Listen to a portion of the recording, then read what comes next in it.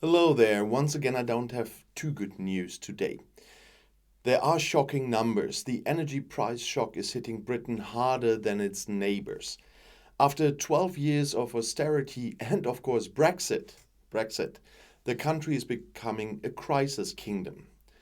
In Great Britain, the Conservative government of new Prime Minister Rishi Sunak is preparing the population for higher taxes. A good 2 weeks before an eagerly awaited cabinet budget, according to reports from the BBC and other media, the Ministry of Finance said on Tuesday, in the coming years, everyone will have to pay more taxes. An unnamed source from the ministry spoke of a black hole in the tax office. Hard times are coming to the country. According to the reports, the enormous expenses due to the corona pandemic and massively increased energy prices cannot be offset by cuts in other areas alone. According to information from the Telegraph, half of the missing money could be financed by cuts and half by tax increases. This would be the opposite of the policy of the short-term Prime Minister Liz Truss. The Conservative politician had announced tax cuts without counter-financing, which plunged the financial markets into chaos and also cost her the office. Currently, Chancellor of the Exchequer or Finance Minister Jeremy Hunt, who was appointed in the last few days of Truss' term, is working on the budget plans with the new Prime Minister. These are expected for November 17th. Sunak was himself Chancellor of the Exchequer under former Conservative Prime Minister Boris Johnson. We don't want to talk about how he left. But 5 million Britons will experience days of either heating or eating this winter. That's what polls say. Heating or eating it's the slogan of the cost of living crisis. Of course, this is primarily a problem caused by the Ukraine war and the consequences on the energy markets, explains Vicky Price, the former economic advisor to the British government. But it comes at the worst possible times because there was a lot happening before already. Stand up or fall down. At the moment, she fears the latter because an economic policy experiment went wrong. When Liz Truss became Prime Minister in September, she wanted to put the Boris Johnson scandal era behind her and reinvent the country economically.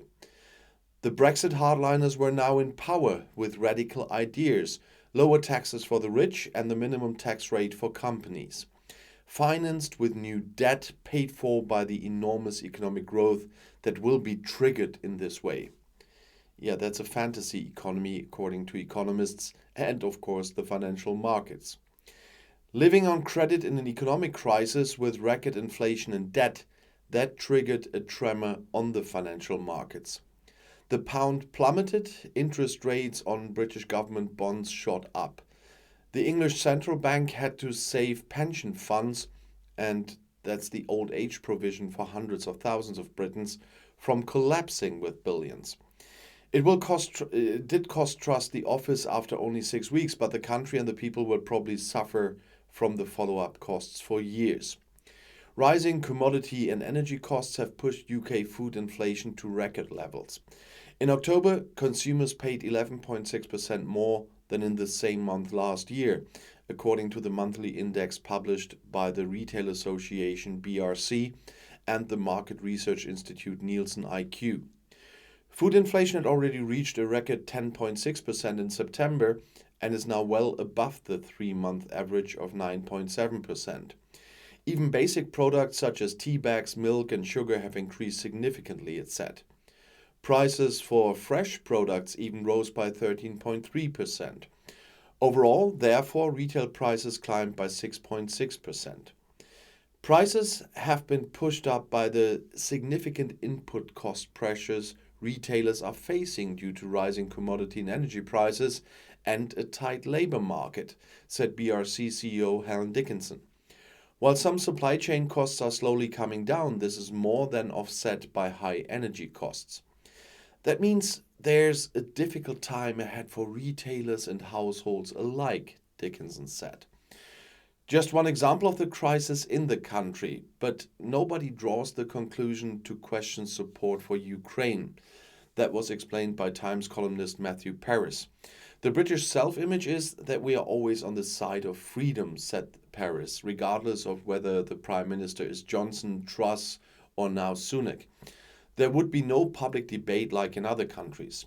Probably also because the chaos in British politics is so great that every problem now anyway seems to be homemade. But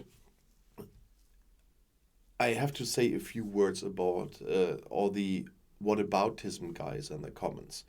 This channel is about UK politics and in certain points, especially on Brexit. Of course, I talk about the issues in Germany. That's why I have a channel on German politics. I talk about the issues in the EU. That's why I have a channel on EU politics. And I talk about the issues in Europe. That's why I have the Europe channel. And I talk about the problems globally. That's why I have this global channel. So first of all, asking the question why I'm not talking on this channel about problems in other countries. Well, if you have an average IQ, you should get it. And secondly, they're always saying, the whataboutism guys, in Germany that happens, in Europe that happens, blah, blah, blah. Yes, we all have problems because of the energy crisis and the war of aggression Russia brought onto Ukraine, this illegal war and all the war crimes. But in the UK, it is worse than anywhere else in Europe because Britain has one unique thing. Britain had Brexit, and that was a catastrophe and will always be a catastrophe with regard or compared to the place they would be right now if they stayed in the EU. Secondly, they had a Boris Johnson government during the pandemic. He is still selling it as a big victory, but he damaged the economy even more than in other countries, which you can see on the debt rate of Britain.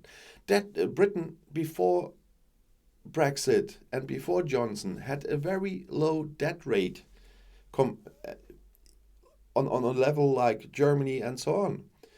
But the other whataboutism stuff that people always write, yeah, Germany is taking on hundreds of billions of euros to compensate this. Yes, but before the energy crisis, the German debt ratio was far below that of the British. That's why the financial markets are not very worried. And even with a social democratic government, which the so-called traffic light coalition I don't like very much, and I'm not thinking very well of that government. But even with such a government, Germany is still more reliable than a Johnson, Truss, Sunak government. That is the point for the financial markets. That's why nobody on the financial markets gives a fuss about this if Germany takes on higher debt to compensate. And Germany does this on a major part to help the poorer people.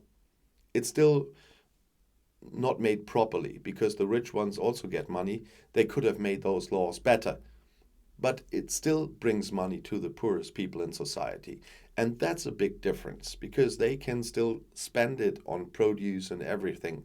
They don't have to think about heating or eating because the poorest that get benefits, their heating will be paid by the government. They won't have to pay for this. So we are not getting into energy poverty like it is in the UK. And all those differences make this whataboutism completely stupid and dumb.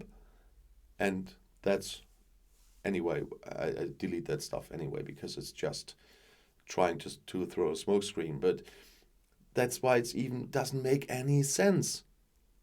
And that's why whataboutism is something that people like Trump, Johnson, and their friends will always do. But it will never work. As soon as someone checks the facts, it is all. And I'll see you in my next video.